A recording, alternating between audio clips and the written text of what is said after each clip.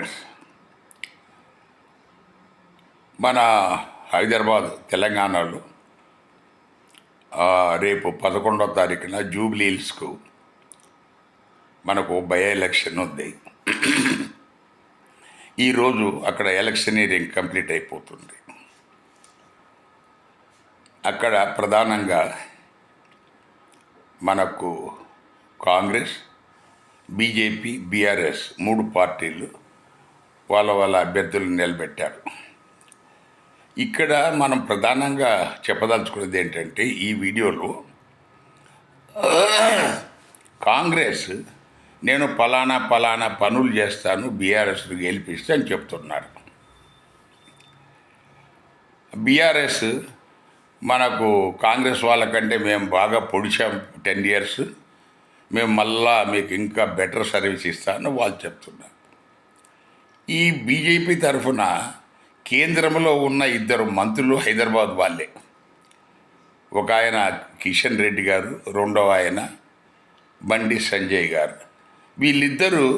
వాళ్ళిద్దరికీ Jubilee hills, Banjara hills ఇల్లు ఉన్నాయి కూడా, అందరికీ ఉన్నాయి. ఆ ఏరియాలో ఎమ్మెల్యేలు అందరికీ ఉన్నాయి, వీళ్ళకు కూడా తప్పకుండా ఉండే ఉంటుంది. అది ఇక్కడ మనం చెప్పదలుచుకుంది ఏంటంటే, బండి సంజయ్ గారు ముందు ఒకసారి ప్రామిస్ చేస్తూ పెద్దమ్మ గుడి కట్టిస్తా అన్నాడు.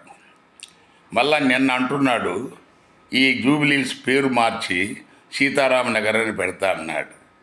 అంటే వీటి కోసమైనా బీజేపీకి ఎన్నుకోవాలా?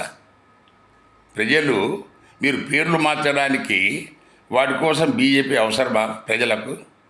మీరిద్దరు మంత్రులై ఉండి రాష్ట్రానికి, ఈ హైదరాబాద్కు, తెలంగాణకు కావలసిన ఏదైనా ఫలాంది చేస్తాను, ఫలాంది నేను ఇక్కడ తెచ్చిపెడతాను కేంద్రం నుంచి అని చెప్పేది పోనిచ్చి మీరేదో పేర్లు మార్చుతాను అని ఒక ఆయన చెప్తాడు.